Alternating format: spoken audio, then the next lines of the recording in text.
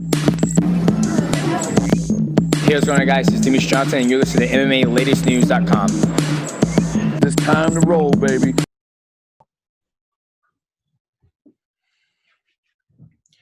All right, what's up, everyone? Welcome back to MMA Latest. We are back with another preview, back in another fight week after a week off.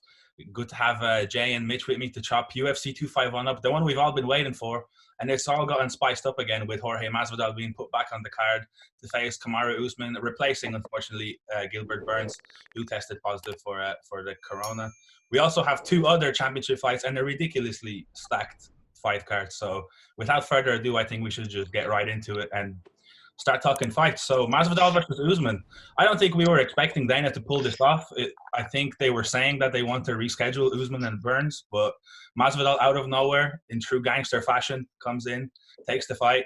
What do we think of this fight initially? I'll start with you, Jay. It's immediately made the card a lot more interesting. Well, a lot more exciting, rather. I was looking forward to seeing Gilbert Burns and Usman because I felt like from what Burns done against Woodley, like I could only imagine that matchup with Usman. And I do think, should Usman be successful, we'll see that next. But yeah, we're putting Masvidal into it. It just spices this up completely. I think Masvidal, okay, granted, it's probably not the best to have him come in on 6 days' notice, but according to Dustin Poirier, Masvidal's been in camp. Well, he's been training. He's been bringing in these wrestlers, preparing for Usman the whole time, even when the fight got scratched initially. So I will be looking forward to seeing how it plays out. I wonder, does the 6 day factor come into play? I don't know, but I'm just excited. It's made such a great card, only that much better, and I can't wait for it. Do you think it's like there's only a few fighters in the UFC that are better maybe than Masvidal to get the call on 6 day notice and come in and pull off the win? Like it's just fitting, I think, for Masvidal to do this in this fashion if he was to win. I don't know. I don't know. I don't know if there is many to do that. Like, then again, it all depends on what we see of Masvidal, right, on Saturday, because, okay, he's had a great 2019. He was a phenomenal fighter of the year. But before that, obviously, as we know with Masvidal, he's been incredibly unlucky with some results, a bit of inconsistency along the way. So it depends on what we do see. Does this momentum carry over? And then I could probably answer your question. Do you know what I mean? So it just all depends on what happens Saturday. Look, if he goes in and starts as Usman, would I be surprised? Not really. But if he got beat, would I be surprised? Not really. So it's just one of those that I'll have to just kind of weigh it up once it's done, and I'd be able to give you a better answer. Mitch, what are your thoughts on this? I want to ask you how you were feeling when the Usman Burns fight got scrapped, and then essentially a couple of days later we got Masvidal right into it. So what were your just initial thoughts on this matchup as soon as this was announced? Well, first of all, I repeat what Jay said. When Burns, was given this title shot, I was very hyped for it, especially, again, what he did to Woodley. And he's still, right now, probably my pick for fighter of the year. But with Masvidal coming in, it just does add an extra level to it, Masvidal, he's the true BMF champion. He's wearing that belt with pride, and he's coming to this week, personifying being the BMF. It's crazy, and it does, there was numbers trending for buys with Burns, but I think that's probably quadrupled now with Masvidal stepping in on late notice. When I was thinking of this matchup, I see Masvidal coming into it with quite a lot of animosity towards Usman, which is similar to what Usman was kind of feeling towards Covington. So I'd ask both of you actually how you see this playing out in terms of, do you think Usman will go in there and fight to win, or will he go in there and take up the gauntlet that Masvidal is throwing him and try to trade and look for the knockout? It all depends. It's like you said, it's emotional for both of them, and it's also the ATT and Black Zillions thing as well from the past. There's always that conflict and, the rivalry between them. Like, I remember when Poirier fought Michael Johnson, that was a rivalry just because of where they were from and how things carried over. So there's always that animosity between them anyways, but it's about who goes in and leaves that emotion outside the cage. And Masvidal seems like pretty kind of cold to an extent, like he doesn't carry that with him. So I would imagine he would be okay. Usman, on the other hand, yeah, he had some of that against Colby as well, and he fought perfectly, but he traded with Colby a lot. Like, two of them, he just scratched the wrestling for the most part. Took a lot of damage. Yeah, exactly. And the two of them just slugged it out. And I don't see it playing out that way. This time around, I think Usman will be a little bit more kind of calculated. And I would not be surprised if he swept to a clean slate, 5 rounds to nothing over Masvidal. I wouldn't be surprised in that at all. Do you feel like that kind of a scenario, Mitch, plays into Masvidal's hands maybe, if there is a lot of ill will built up and that pent-up aggression coming into it? It's a tough one because we know Usman's got a very strong gas tank. We saw with him against Colby Covington, neither of them really backed down until that final round, really. So it's a tough one. Masvidal, again, he's always been a good starter. He's always been someone who pushes the pace. We saw that against Nate Diaz. He was the one pushing the pace. Darren Till, he got caught by Darren Till, and obviously the Ben Askren knockout that we saw this time last year was a 5-second, devastation, really, that broke the record. It's ridiculous that we saw, and it's an interesting one with Masvidal coming on 6 days' notice. Whether I think Usman's probably had the better camp because he's had that time to prepare for it. But again, he was looking towards Burns being his opponent up until last week, so he's prepared for a different guy and a different sort of style. Burns is a more thicker welterweight, whereas Masvidal is a lightweight coming up. Well, I know Burns is in the lightweight division as well, but really, I'm torn between this being a very similar. I use the analogy Khabib versus McGregor, where we see Usman almost dictate the fight for 4 rounds, take Masvidal down, use that wrestling ability that it has. But there's something in me that sees that Masvidal, being the BMF champion, comes in and does something like McGregor Aldo, where he catches him. I'm expecting Masvidal to run at him in the first 5 seconds, really, and see if he catches him with that knee again. Because Masvidal does, he's the BMF and he does these crazy antics. And if I'm betting on Masvidal, I'm saying within the first round. I guess the thing that always happens when you go into these short notice fights is who does it suit more, right? Does it suit the guy that has had the full camp but prepared for somebody else? Or does it suit the guy who's possibly walking in with not that much pressure and not all that fight, build up? He's just going in there and he has less to lose. That's what Usman was saying, that Masvidal is coming into this, but all the pressure is on him, really. He has everything to lose.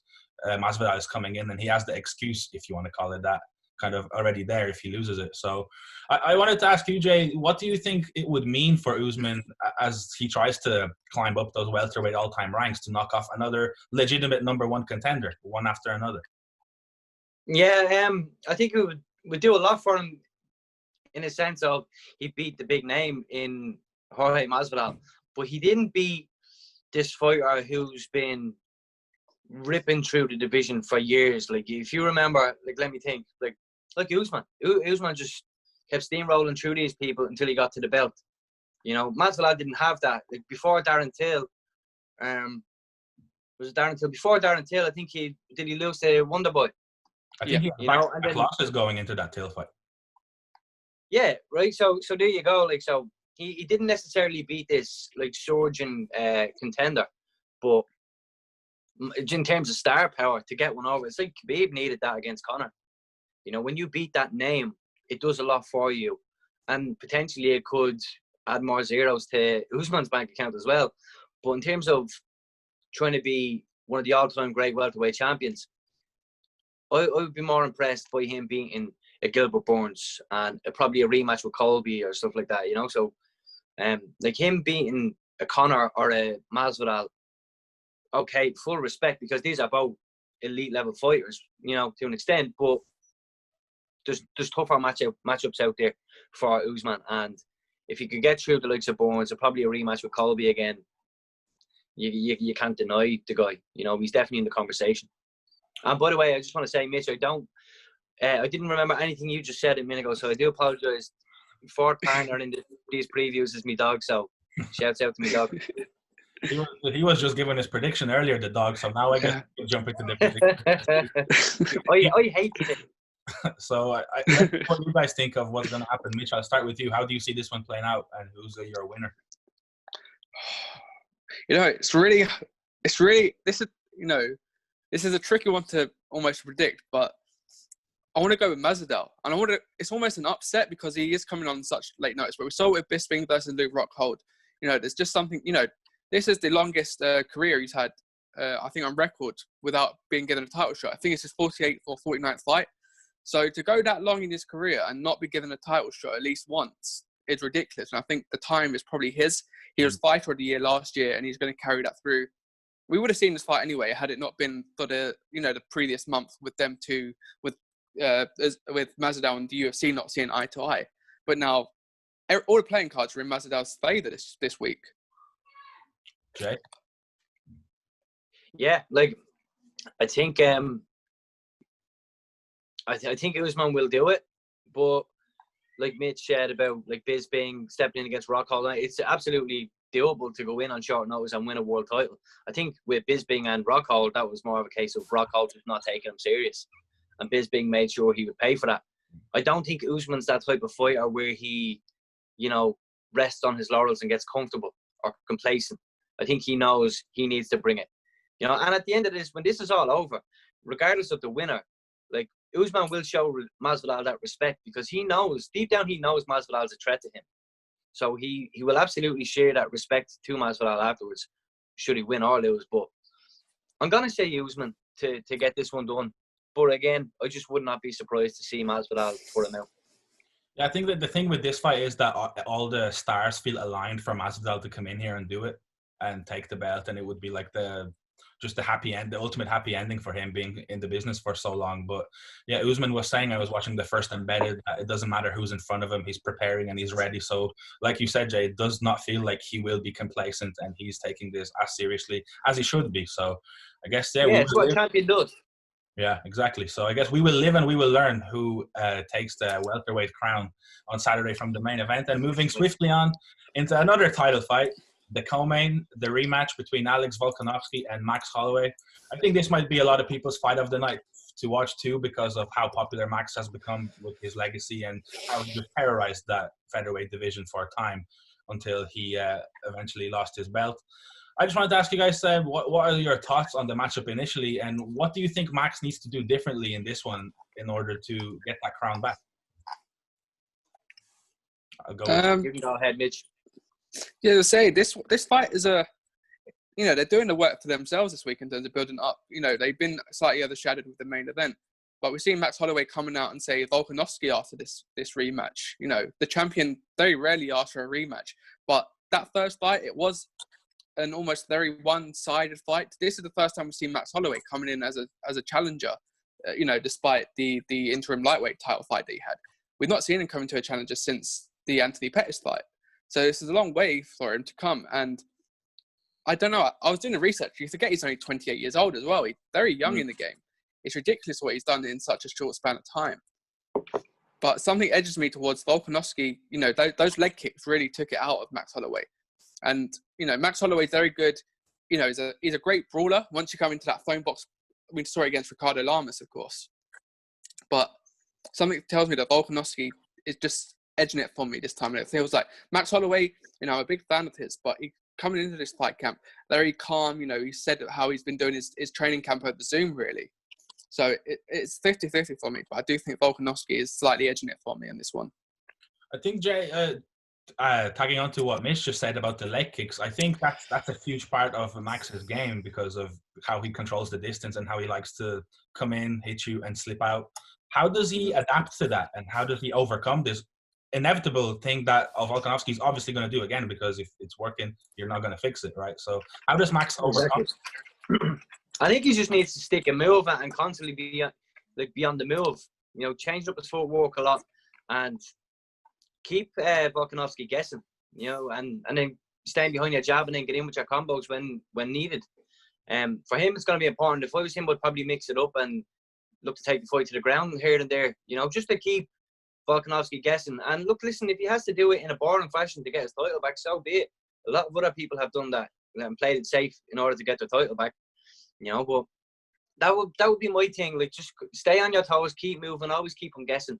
Change up your patterns. Don't just keep circling in the one motion. Because Volkanovski will just read it time and time again, and he will take that calf out. The first time round, it was beautifully done, and it was a key element to him getting the nod. Every time Max stepped in with a jab, the calf got kicked out. or anything, you know what I mean? Even just a slight little bit of head movement, right calf kicked out. It was very well done. So obviously, like you said, if it's not broke, don't fix it. So Volkanovski will look to implement that again on Saturday. But I'm sure Max is look, he's an intelligent fighter. He knows he has to change things up in order to win his belt back. So I'm sure he will be more than ready to kind of right some of the wrongs in the previous fight. Will he be able to do that? I don't know, because again, Volkanovski will also look at that, and he's a smart man himself. He's going to know Max has been studying. He's going to be ready to change things up, and he's going to have to improve likewise if he wants to maintain his status as champion.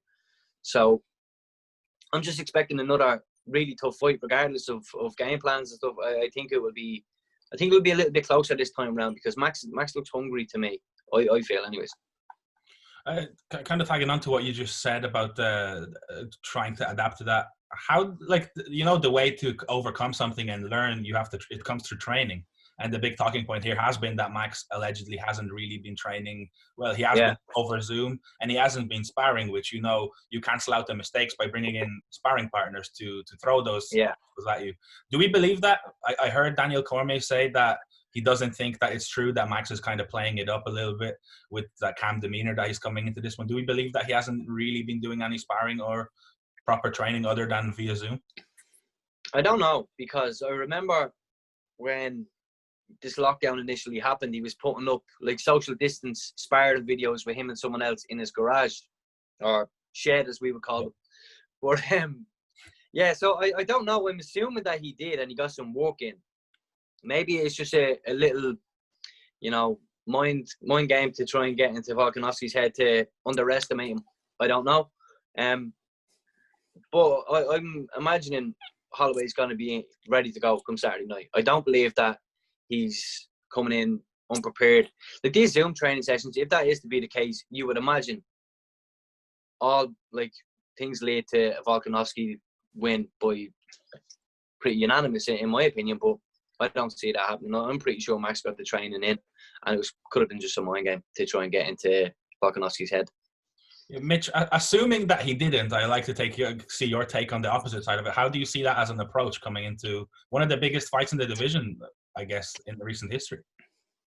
Yeah, it's a tough one, because obviously with what he said, if you're Volkanovski, you come into this very confident. Maybe you come into this with maybe overconfident. We saw, you know, he outclassed Max with the leg kicks, but Max was still in that fight. He didn't finish him. And, there was periods where it almost looked one-sided. And, another fighter or on another day, he could have got the finish pretty much.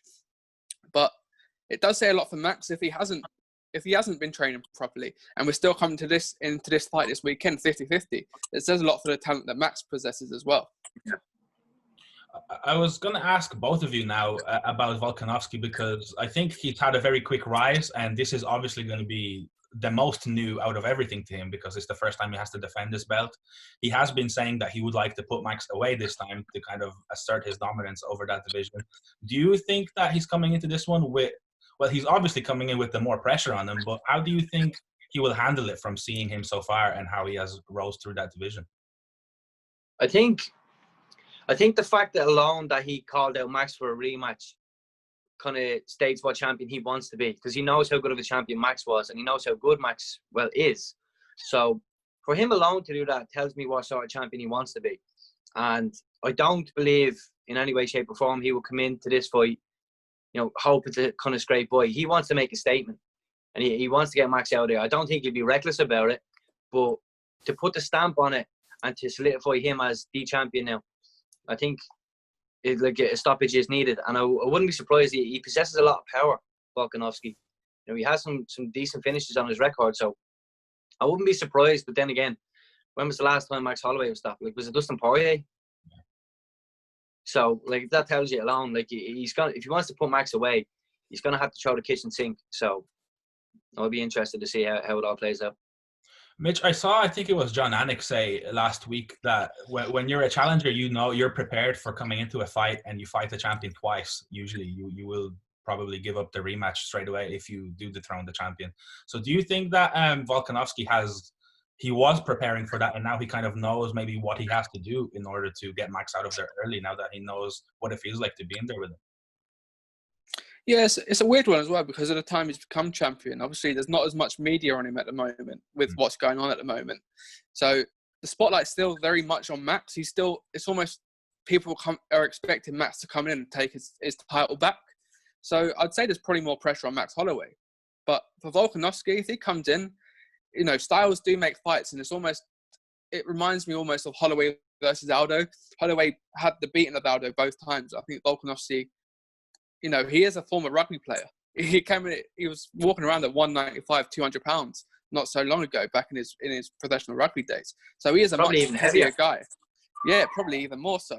So the fact that he's come down to featherweight, that's some power. And I think Volkanovski could be a champion for a little while in that division. The one question I have about Max is that he has been at the top for so long and so early. Could this be the case of maybe him burning out a little early, like it has been seen with superstars in the past, that you start early and maybe you kind of start to teeter out early a little bit? Or do you think it was just a slip up in the road? I'll go to you with this one, Jay. Yeah, like I said this before in another video. I can't remember who I said it again about, but I remember I kind of made the comparison to Wayne Rooney. That's what like when Wayne Rooney stepped. Yeah, I can see it in your jersey. I remember when he stepped onto the scene as a 16-year-old, but by the time he was 30, the legs started to go. Like, it can't happen.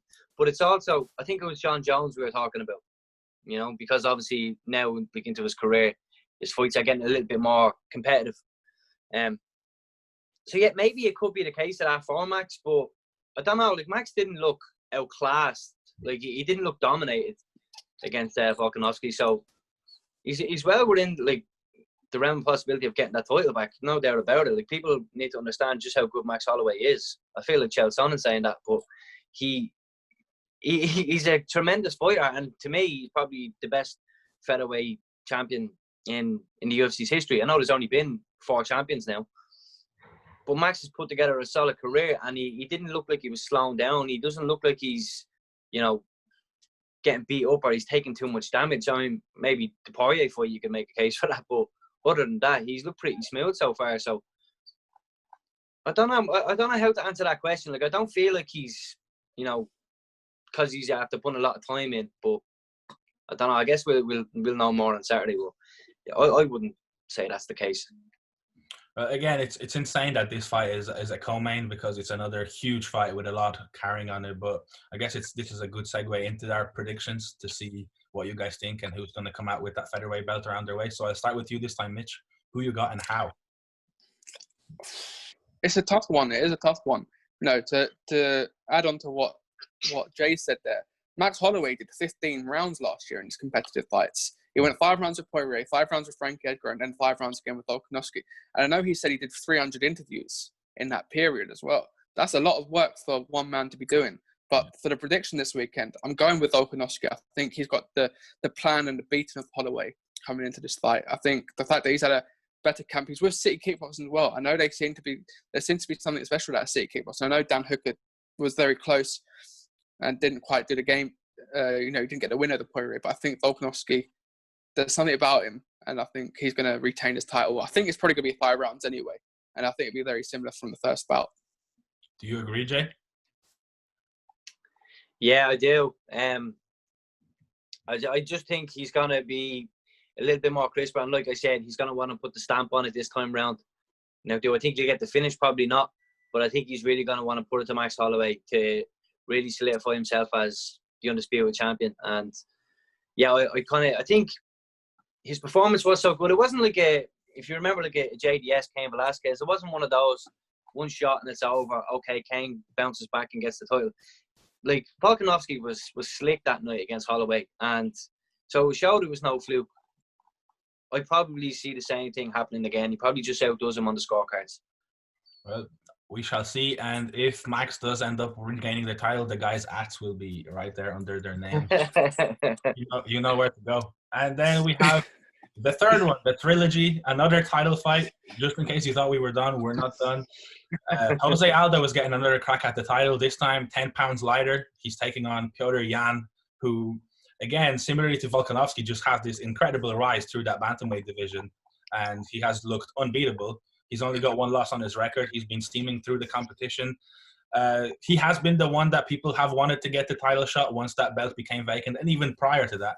And Jose Aldo was the one that was a little bit questioned with the performances of the likes of Aljamain Sterling and still. But I think overall on merit, you can't be too mad with Aldo getting that shot just over the career that he has had and the possibility of being a dual weight champion as well. Mitch, what do you think of that fight?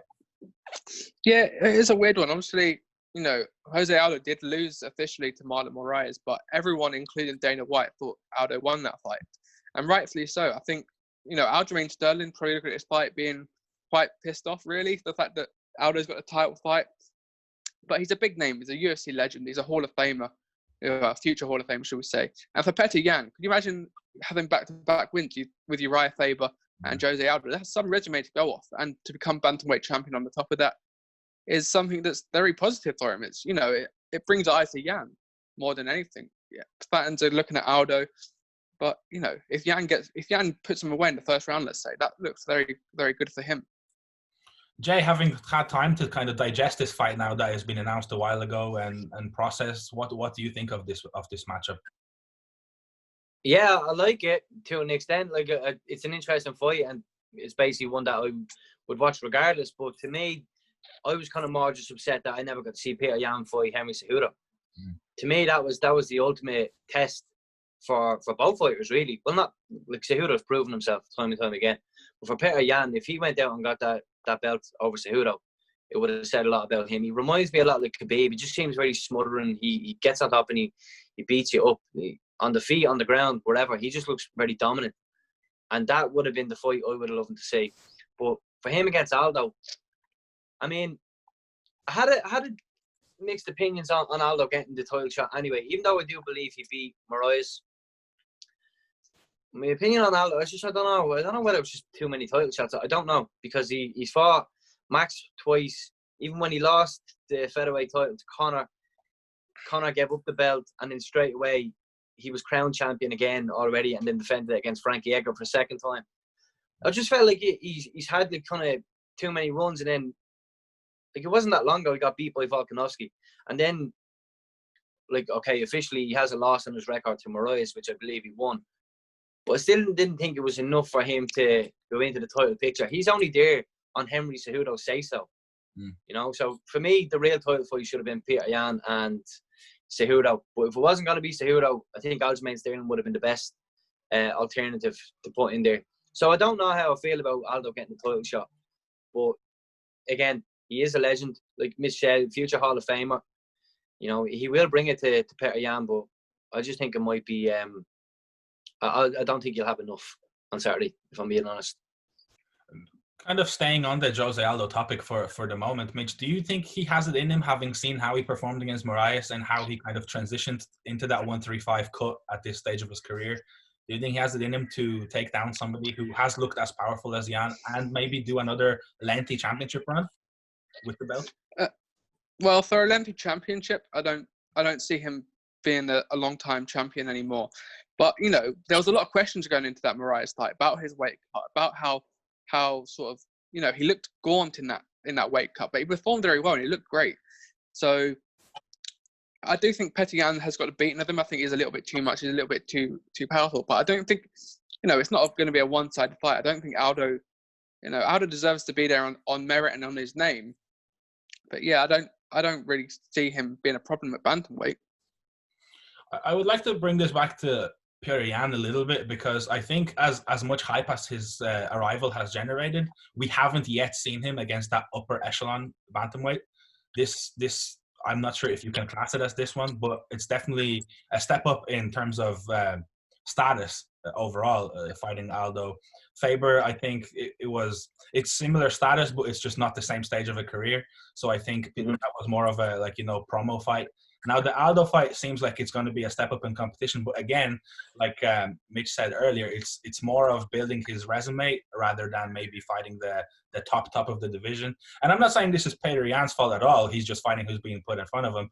But Jay, how do you think he fares in this one? And then moving forward, would this kind of not fighting the top of the division have an impact on him when he eventually does get to Aljamain Sterling's or even a Cejudo or a Garbrandt or whoever, in that top five?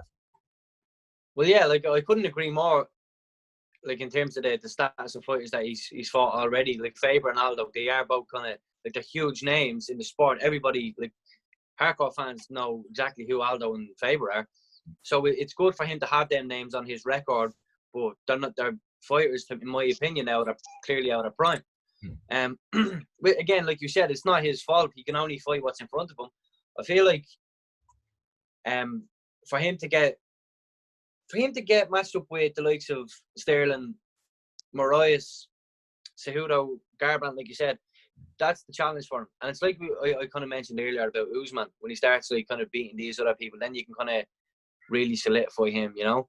I think that's the same for Petr Yan. But I do believe he can do it, because you have to remember, there was a time when Khabib was beating, like he was ragdolling people, but they weren't the biggest names. Like he manhandled Michael Johnson. Okay, great, you manhandled him, but what can you do against a Tony Ferguson or a Conor McGregor, or you know what I mean? He wasn't doing it against the top five, but then sure enough, he proved that he can do it against the top five. So I think that would be the exact same way for Petr Yan. I think there's nothing in his game right now that makes me think any of these guys can go in there and just completely take it away from him. You know, they'd be competitive, but I think Petr Yan just looks too good right now. Going off what Jay just said, I think he said my next question up perfectly for you, Mitch. We've seen Khabib go against the smaller kind of names, if you want to call them that, and then transition that, I like exactly how he was doing it, into the higher level of position. So what are you personally looking for from Yan in that Aldo fight to kind of assure you maybe that he is the real deal? It'd be interesting. Obviously, he looked great against Faber, and he hit so hard. He hit Faber, you know, I think he was the first person to finish Faber in quite a while as well, if I'm not mistaken. So I'm looking to see him perform cleanly. Like, if he has a clean sweep, if he 5 rounds Aldo, I'd be slightly disappointed. I'd expect him to be looking him to get out within 2-3 rounds perhaps, and really get a beating over a future Hall of Famer and really put his name out there. But again, as we said, the division is absolutely stacked. And Garbrandt, you know, TJ Dillashaw's coming back soon, Aljamain Sterling, Sugar Sean O'Malley's coming up as well. There's a whole load of fighters and contenders waiting to get a crack at Petr Yan and the title, should he win it, and which I will think he does win it this weekend.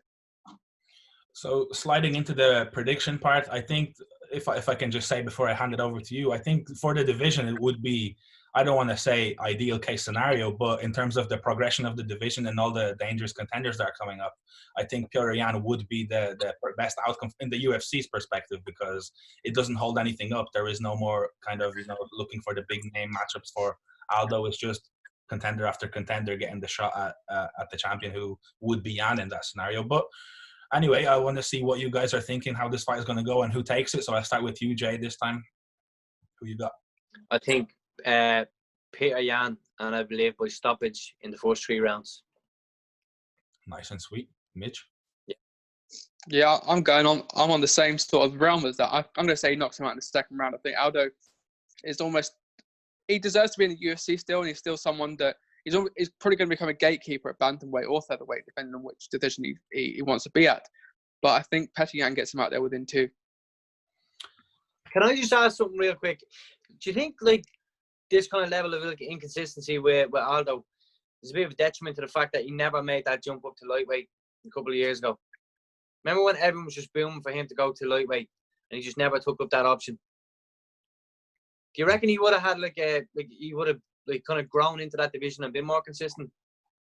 Because I feel like the weight loss has just really hindered him. Yeah, I think if I could to add on to that, I think that's my thing with Aldo coming out down to bantamweight. I don't think he looked great cutting to 45 as it was. So I'm just not a huge fan of him in terms of his. I know he's at that tail end of his career pretty much, or getting there, but I just don't think it's too sustainable for him to keep getting down to that 135. But I don't know. What do you think, Mitch? I'll let you take over from what Jay was asking. Yeah, you know, it'd be nice to see him. I don't know, the UFC don't really do this too much, but has some legend matches. Him versus like a Dominic Cruz, perhaps. I'd be all down for that. But I think Aldo's at that stage. I just looked. He's only 33 years old, which is still very young for a fighter. You know, you look at his regimen, you look at the wars he's been through. You wouldn't be mistaken to think he's in his late 30s. But you know, he's still a very young fighter and he's got a lot going for him. Now, whether he might not be able to do it at the top of the UFC, but I can see him probably going to a different organization and being a champion there, perhaps. Well, with that said, we have the 3 title fights wrapped up. Let us know in the comments who you think and how you think wins either of the 3 title fights. And I think just before we wrap up, with how huge and stacked this card is, it would be nice for both of you guys to give us your fight to watch on the card and kind of give a couple of words why you think people should not be sleeping on this one, because there's going to be quite a few fights that will go under the radar here, especially on the prelims, because this fight is just top to bottom very nice to open up Fight Island with. So Mitch, I'll start off with you. What's your sleeper on this card? Well, I'm going to stick to the main card. It's going to be Amanda Ribas versus Paige Vanzant. Obviously, this is very much edging towards being Paige Vanzant's last fight, potentially in the UFC. It's her last fight on the contract. We can see her probably moving over to Bellator with her husband and seeing them both fight in the same promotion. We've seen Vanzant come out this week and say that, if she added up all of her fights in the last 6 years, she'd get paid the same in a regular job, and she's made more money with Dancing with the Stars. Now, she has a big name. She has a big presence, and I don't see her being within the elite of the UFC. I think Amanda Ribas is probably going to run through and make a big name of herself from this bout, because she is a ranked flyweight, and I think Ribas could have something special coming up in this weekend. Jay, do you want to add your couple of pennies into that? Onto that specific matchup or on my fight? You can comment on that one first. Yeah. I kind of just should pretty much piggyback off Mitch. Like, I do believe Paige Vanzant is, she's not 100% in. And listen, that's perfectly okay, because if she wants to make money doing other things, by all means, like we spoke about this before last week, full respect to people going and earning a living, and being comfortable. So 100%, that's no problem. But I don't feel like she's always been 100% in. Well, not in the last couple of years anyway. And I believe Ribas is, she's trying to move up them rankings, and to get, like, again, Paige Vanzant is still a big name. So to put her on her record, she's going to look to do that pretty convincingly on Saturday. So I would imagine that would be the case. But for me, my fight is again on the main card, Rose and Jessica Andrade. Like that's it's a rematch waiting to happen. Like I've been buzzing for that for a long time, because I do feel like, how that fight took place, Andrade winning the title off a slam. I still feel like Rose had more into that, but then again, Rose was battling, her own personal issues, and she wasn't really comfortable getting into the cage. So I'm interested to see how that takes place now, and I wouldn't be surprised if Rose came back with a bit of a vengeance. Yeah, I think it's definitely going to be interesting to see how Rose is looking and what kind of mental mind frame she's in, because I think that's one of the biggest things about her and how she performs is how she is feeling mentally. Some fighters can lock it off, some people in general, and some just need to be in tip-top mental shape in order to perform. What do you think of that? Yeah, look, I think that she has a very strong willpower, I find, with Rose, and that led her all the way to her world title. And it stems from her relationship, also her coach in Pat Barry as well, and then Trevor Whitman. She has the right people around her, and she has the mental frame of mind to get to that world title the first time. I'm pretty sure she can do it again this time round. I'm pretty sure she's gonna right some wrongs. So I would expect her to be fully there on Saturday night, and I expect her to win. Mitch, your final thoughts on that matchup before we bounce out of here? Yeah, this is a fight that excites me as well. I think Rose Namajunas won that first round against Jessica Andrade. It was only because of that slam that Andrade picked up the title. These are both former strawweight champions here, and Namajunas, she's openly admitted that she became almost too overwhelmed with that champion status. As we see it, and I know she's spoken to Ariel, saying that she's fallen back in love with MMA. So I think she's a dangerous competitor, and I think if she gets a win, she could be thrown off against Zhang Weili, and we get that title shot again, because we know how good she is. We saw what she did against Yoni and Jacek. But yeah, I think Rose Namajunas I'm edging towards Namajunas to win. But again, as you say, it depends on what mindset she turns up in. That would be a sick fight, though, her against Zhang Weili. Like we usually have it with those stacked fight cards, a lot of questions will be asked come Sunday morning, or answered, not asked, come Sunday morning. And as usual, keep it locked into all of our socials at MMA Latest News. Follow the two guys, their ads will be on the screen. Don't forget to like, comment, all of that fun stuff. And yeah, it's the start of a beautiful 2 weeks when it comes to fighting, and keep it locked to all of our socials for all your updates, and we'll see you guys Bring next. it on.